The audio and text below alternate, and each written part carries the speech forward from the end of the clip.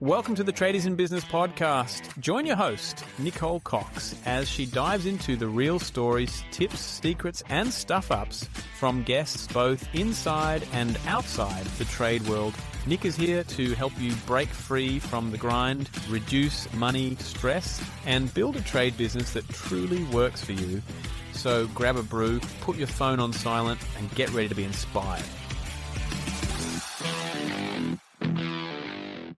Hello, listeners, and welcome back. It's 2026, and we are recording the very first live podcast for the year. We did a recording at the end of 2025 and kicked off with that, but this is our very first live one. So listening to me almost in real time, which is pretty crazy. Normally we're months in advance.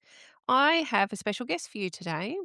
We are joined by Daniel Lazaris, who I've just had a really interesting chat with, and well, I've bared my chest, told some stories, and admitted that I had never seen a solar panel until this last weekend gone when I was having some work done at my house. And I'm sure Dan had a moment of a pause and thought, well, okay, what are we talking about today? But no, he's been very gracious. Dan, thank you so much for joining me on the show today. Thank you so much, Nick, for having me. Yeah, I mean, I can't exactly say panels are that exciting to look at, but no, it's good to see that you've had some experience in them now ahead of this podcast. But no, thanks very much for having me. Absolute pleasure. Dan, tell us a little bit about your background. So, we're going to be talking solar today. This is a big part of what it is that you do. But let's have a bit of a chat first about who you are and how you came to be doing what you are doing now. Sure. So at the very, very beginning, I started in sales, IT, sort of pretty sort of standard stuff straight out of university. Um, but in 2014, 15, I saw the opportunity that solar was presenting itself in Australia. Mm, Um, and that it was a exponentially growing industry, or at least it was certainly going to be, and it was starting to show signs of that. So I sort of worked my way into a company that became the largest commercial installer in the country. Worked for them for about 4 or 5 years and saw a pretty glaring gap in the market, which led me to start my current business, which was around maintenance. So when you combine solar and maintenance, it's not exactly like glamour central, but certainly it became an obvious gap that I knew without a doubt was only going to grow in the industry over time yeah. exponentially, which was the maintenance side of things. Attention was just focused completely and solely on the installation side of things, whether it be Mhm, residential, commercial, or large utility systems. mhm, It was being sold over a 15, 20-year life cycle period. Um, but for some reason, no conversation was being had around the maintenance of these systems and ensuring that the system was actually going to produce what it was meant to produce and what all mm, the millions or thousands of dollars was being put into them. It was predicated on it producing a certain amount. And there was really nothing or no conversations had to ensuring that was going to happen. And I mm, knew that just like death and taxes, maintenance was going to be inevitable. mm, And we knew it was going to be a slog for the first couple of years as systems start to age. But it's very much here now across mm, understanding that every system that has ever or will ever be built will require maintenance at some stage. So that's sort of why I created this business. Initially, I was wondering to myself why no one had created a business like this. And I've quickly come to understand why over time. I feel like when you ask most entrepreneurs, would they have started their business if they knew all the challenges? Most of them would say no, but just as well, they were ignorant because otherwise, obviously, they wouldn't start it in the first place. so So, true. very much for me, I now come to understand exactly why people didn't start the Mm, business. But now that we are sort of 6.5 years in, I think it plays a really valuable role, not just in the industry, but also for our partner base across the country and for the industry in general. Dan, well, it's a bit like having children. You wouldn't do that again if you knew what you're doing, and somehow we all end up That's doing true. it, don't we? Yes, correct. If you think back to the very beginning, so 2014, when you started, I'm not sure whether you said when you started in this business or you started in sales with solar. Industry, yeah. Yeah. It's like it's a very I still find it really baffling. I don't because I've inherited a solar system here in my home, I don't know that I truly understand everything I need to. understand about it. And I wonder when you come into a sales role, there would be a base level of education that you do, and your knowledge would grow over time. Can you tell us a little bit about that journey? Yeah, sure. So certainly, obviously the more successful you want to be in sales, you want to be both sales and technical. Mm, Um, but solar in general is a fairly straightforward sell from an outcome basis.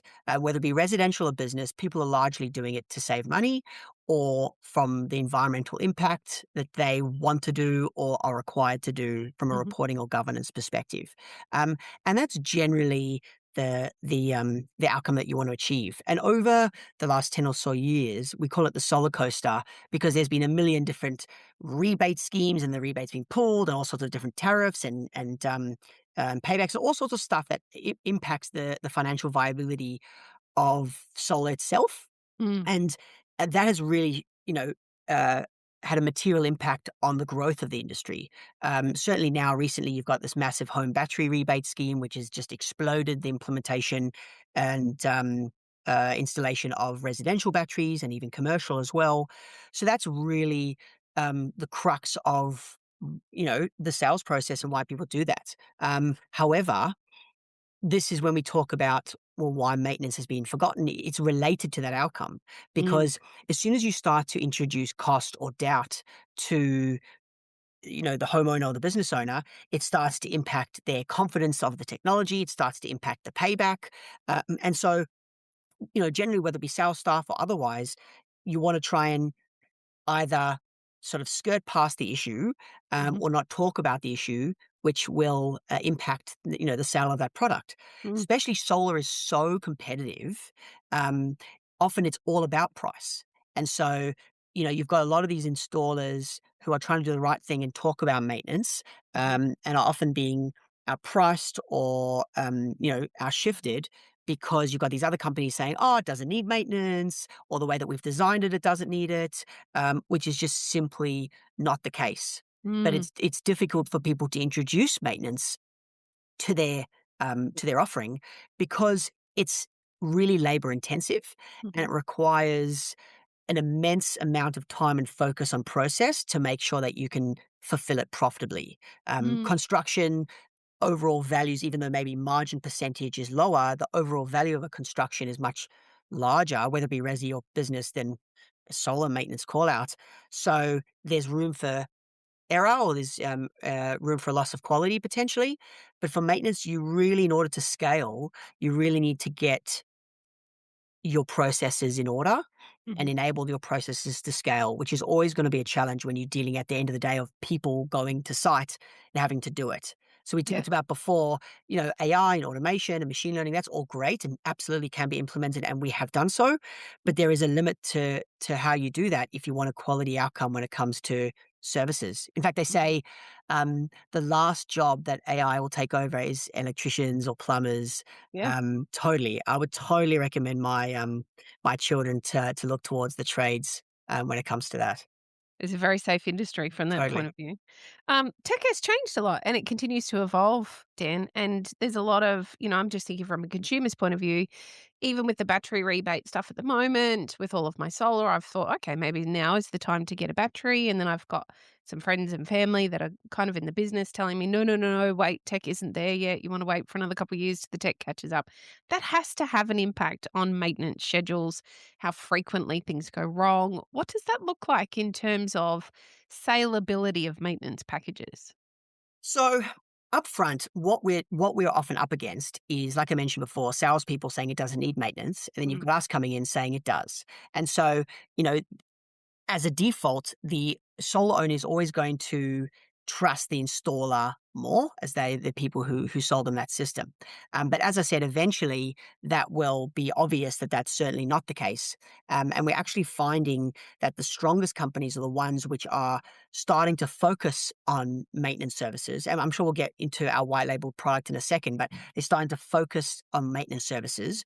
One, not for the revenue stream, but certainly for the ability to continuously engage with their customers, mhm, and also which in traditionally you wouldn't. You've finished the system and you're done, but mhm, also finding opportunities to upsell or cross sell batteries into it, or Mhm. system upgrades, or system replacements. There's an enormous amount of upside when it comes to being able to engage with your clients on a continual basis. And maintenance enables you to do that while still providing value and charging the customer to an extent to do that.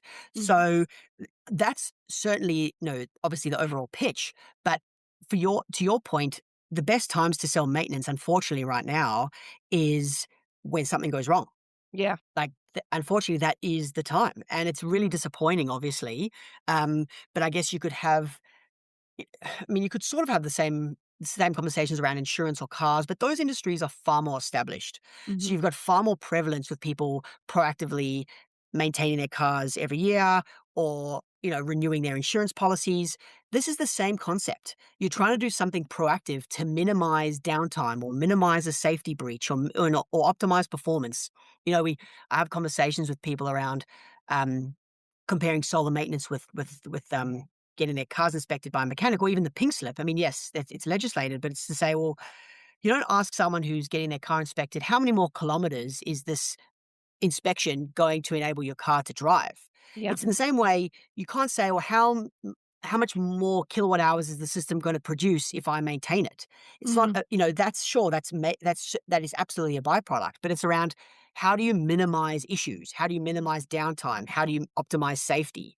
These are electricity producing assets on your Mm. house or on your business. You just have to look at, last year there was I mean, this is just media stuff in terms of the fire on IKEA, Mhm. or the fire at the Sydney Aquatic Centre, or all sorts of stuff that simply got coverage. But there's plenty of other things that's happening here. So unfortunately, right now, it's when a system happens is the time to have that conversation. But then it's about, are you equipped enough to then offer that maintenance? That's Mm. the sort of the next step, and to have that conversation. So that's what we try and help a lot of our partners to do.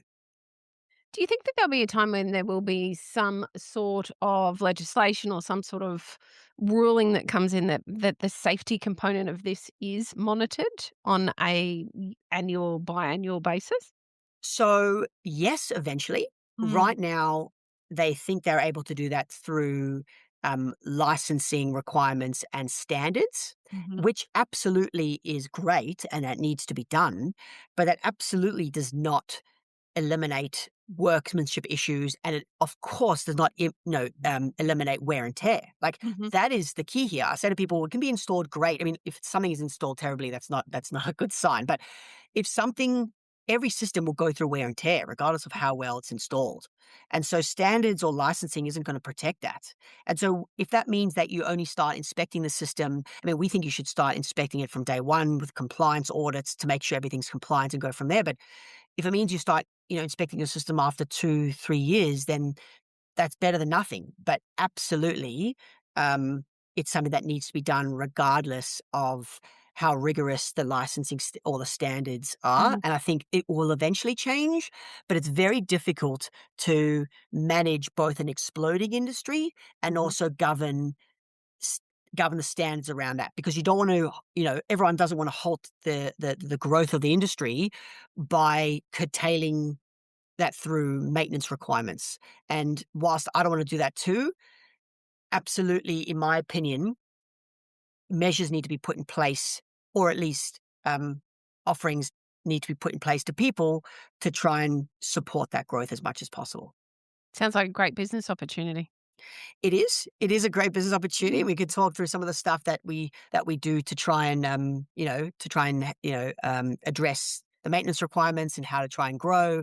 But I'm really happy that you had me on, because I think all your listeners will empathize with the struggle when it comes to Mm. trying growing a labor-based business. Yeah. It is not software.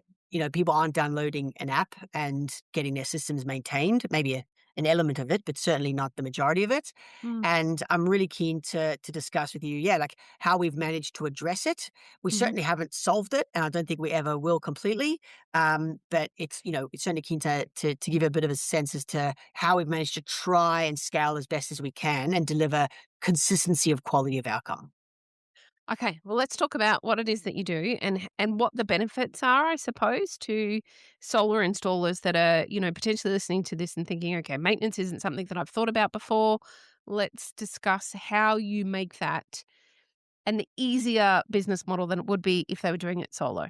And financially beneficial business model as well. Mm-hmm. Totally. So, as I said, so we specialize in commercial solar maintenance, but the concepts that we talk about would be exactly the same whether residential or anything else. And so we deliver maintenance services across the country and also in New Zealand. So that would be everything from inspections, fault remediation, panel cleaning, bird proofing, whatever it might be. The concept of it is the same regardless of what we're doing. It's how can we deliver a centralized approach to systems around the country whilst delivering a consistency of quality of outcome. Mm-hmm. And, our biggest moat that I'd like to say, that I tell people is our network Mm-hmm. because, it is very difficult to scale, as I mentioned, a labor base. It's also like sort of why it's very difficult to scale a 5-star restaurant. Like Yeah. ultimately, and there's not too many I can't think of one national solar installer who has their own teams. And because it's really challenging to maintain the quality of outcome and all your processes and standards across multiple different teams and or multiple different offices, maybe 2, 3, but we've got more than 125 teams across the country doing work for us. And how do you manage that and scale Mm-hmm. across that? And technology is critical for us to be able to do that. And so, for us, it was around where do we need good people on site? And that's been an absolute process to Mm-hmm. find great people who fit culturally, who are able and willing to do it, and also who are open-minded around, okay, traditionally maintenance wasn't viable for us to do. The administration was too hard. There wasn't enough money in it to, okay, you guys do something slightly different. So it might actually be beneficial for a variety of reasons because we're not spending our day just completely bogged down, which again, I'm sure all your listeners can totally relate to. Mm-hmm. So for us, it was around, okay, first of all, um, what are the administrative elements when it comes to providing maintenance? That would be client engagement, scheduling, data capture on site, compiling the report, dealing with contracts, dealing with licenses, all that sort of stuff, which is critical to delivering a great product. Mm-hmm. And how do we automate that? And so for us, we've managed to compile a fulfillment process, which is ever improving around both using specialist in-house teams, but also automation and AI and machine learning to do everything from actively monitor systems to escalate faults to deliver work orders to our partners with all the details to pre-fill and compile the digital forms that they capture data from on site Mm-hmm. as well as the report compilation. So when it comes to our partners, they see that a lot of that administrative function is taken off their hands. For them, they don't need to pre-quote stuff. They just go to site, undertake the work, call us but when they finished. There's a few other bits and pieces, and then that's it. Mm-hmm. So for them, it's around I'm getting paid for the work that I do on site. Mm-hmm. A big, um, a big cause of concern with a lot of tradies is them time sinking into tasks that they're not able to or able to charge for. So it's how do you minimize the time for items that they don't need to charge for?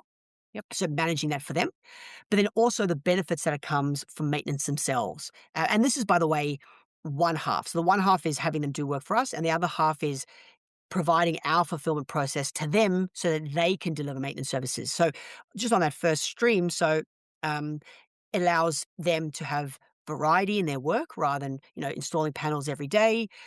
They often can charge higher hourly rates.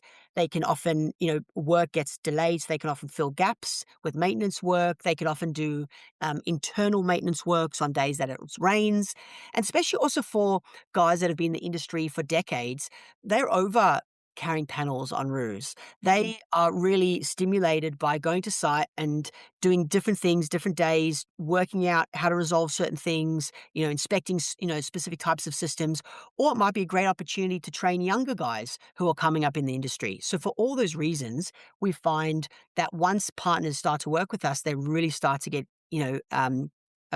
stimulated by the work itself. So Mm. that's sort of how we sort of work through that and how we're able to, through our digital data capture and our automation processes, how for our customers we can deliver consistency of outcome, even though we're using different teams on site.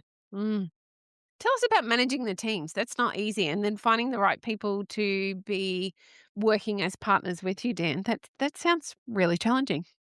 It is very challenging, and there's no easy way or sugarcoating way to do it. Mhm. Both in terms of finding our partners and also, now it's getting a little easier, but at the beginning, finding the customers, Yep. obviously, to undertake the maintenance work. Now that's, definitely less of an issue. But finding the partners it's, as I said, it's our biggest moat to our business. Mhm. It's a complete sales pitch to them to explain to them how maintenance can benefit your company, can Mm. benefit your customers, and can benefit all involved in a way that can be done profitably. So it's having that conversation with them, understanding their experience as well. I'm not gonna lie, we've probably gone through 500 different teams, but when I say go through, sort of spoken to different teams, maybe even in some cases tested out. Um, and for us, it's around how do we find a great core group of partners Mhm. that understand the value of maintenance for the reasons that I've described before. And often it's just about trying it out for the Mm. first job and seeing how it goes. And generally, once they start to do one or a couple of jobs with us, it's very rare for them to stop um, working with us. Now there are distractions like the battery rebate that has come. Mhm. It's like all lights are on the battery rebate. But eventually, that battery rebate will subside. All the electricians that they are now hiring for wages that are, in 30% higher than what they traditionally were hiring, and I'm sure your listeners can empathize with this, Mhm. that rebate will run out. And then what do? Mm. Maintenance is such a great offering, whether it be solo or otherwise, because it's so consistent. It Yeah. happens at the same sites, whether it be every year or every second year. It will always exist, and you know that job, is there for you to do. Yeah. And so, if you can provide it in a way where you can partner up with companies like us, you Mhm. can try and sell maintenance yourselves, and we support our partners to do so, or even provide a white labeled approach for other companies. Again, we do that as well. Then you know that you've got a really consistent stream of income Mm. with all the other benefits that I mentioned before, that's not contingent on a rebate or contingent on external parties that are essentially telling you whether your industry or business is gonna survive or not. Mm. Yeah, most definitely. Maintenance is a great way to have an ongoing relationship with your end consumer. It's a done well with support, which is exactly what you're offering, Dan. It's a no-brainer in terms of business development. I think it's a great idea. Tell us about lots of tradies, particularly the kind of tradies that listen to this, would have no understanding of what a white label product is. Sure. Can you talk us through your white label product and again the benefits to them to take on such a product? Sure. So, a white label product is essentially doing a service on behalf of another company. So, if it was a solar installer or an asset manager or whatever that didn't do solar themselves, they would provide that service for them. But when I say white labeled, I don't just mean an asset manager engages a electrical team and they just do the work. I'm saying we can support them deliver as if it was the asset manager's product. Mhm. So the report looks like the asset manager's got all their branding on it. All our liaison with the teams is on behalf of the asset manager, for example. So a true labeled approach is to say, well, we essentially are an extension to your business. We're just not connected to it. And Mm. so again, whether the partners are undertaking the work as part of our relationship with our customer, or if Mhm. they've got the relationship themselves, um, we can support them either way. So on that second approach, it's around what we call a maintenance as a service. So essentially, they're able to offer maintenance to their customers, and we can support them on the back end, just as Mm. how I've described. So we can support the data, the scope data. We can the actual scope. We can support creating the data capture forms. We can support compiling the report. We can support changing that design if they needed to. So all those administrative elements we can support on the back end, but they can still then engage directly with the customers and grow that part of their business. And so it means that for us, when we started, a report was taking us internally 3 hours to do. And so if that's the case, that is a completely unscalable product. Like there's no way you can do that. And so how can we support them and not hurt them engaging with their customers, but support them on the back end? And even one more, we can then offer a white labeled service for them, so they can offer again that maintenance services to their entire customer base. Mhm. They might have installed, you know, 1,000, 5,000 residential systems. This provides them the means to blast out to all their existing installs, "Hey, do you want maintenance?" Mm. Um, and we can certainly have discussions with around what we've seen and what packages make sense to them. But they can blast their customers, "Here's a maintenance package, get that annuity income, and we can support them on the back end." So all of a sudden, they can now engage with all their customers in a way they never would have been able to engage before, Mhm. have that income stream of maintenance. But as I mentioned at the beginning, more importantly, in 5 or 6 years' times, when all these systems are going to be needing replacement, they are the ones who are going to be called. Yeah. So the end goal is just so obvious to me. It's just a bit further away, or maybe not as financially traditionally not as financially obtainable than what Mm. I believe it is now. Mm. Dan, it's very, very interesting. It's an interesting space. I don't know that I've come across another maintenance as a service style business. I think it's a fantastic concept. I'm very excited for the future for you guys. Can you tell us a little bit about how, if our listeners want to reach out and get in touch, and we'll include all of this in the show notes for anyone listening, but can you talk us through how they could get in contact with you or your team, Dan? Totally. So, via our website is a contact us form. So Mhm. please go to www.industrious.com.au. That's INDUSTRIAS, Yes. industrias.com.au. That will be the best way to come in. They can email inquiries at industrious.com.au, but I would encourage them to go to the website. They can look at a bit of information around us and provide an inquiry through the form. We'd love to have a chat with them. We're always looking to expand our network, especially regionally, where often they're doing it tough with limited Mm. resources or limited clientele. We love to engage with regional guys and regional teams and help and support them, and even support them from a training perspective, how to maintain systems, that sort of stuff. And that's really important to us. So, yeah, absolutely. Please reach out. Dan, what is next for Industrious? The world, really take over the world. No, it is something which we're very conscious around growing organically for that reason. Mhm. Um, because I've said in other things in the past, we could have had an investment in growing quicker, but I think that's just such a recipe for disaster when it Mm. comes to growing a trades or a services business. It's like, how can you grow organically and maintain that quality of outcome? So for us, we see the space just growing more and more locally in Australia and in New Zealand. And so for us, focus on the large portfolios in Australia and Mhm. focus on growing this maintenance as a service model for local partners in Australia. We want to stay in our lane. We want to really focus on delivering a great product. I Mhm. think people are sometimes too quick to leave the country or go into another industry before they've really mastered what they do locally. So that's for us. The next 12 months is just to really hone in on that. Love it. Thank you, Dan. I've really enjoyed our chat today. Wonderful concept. I think that this is a great solution for many of our listeners. I'd encourage you to reach out. As I said, all of the details will be in the show notes. Dan, thanks so much for your time today. Thanks so much, Nick. Appreciate it. Thanks for listening.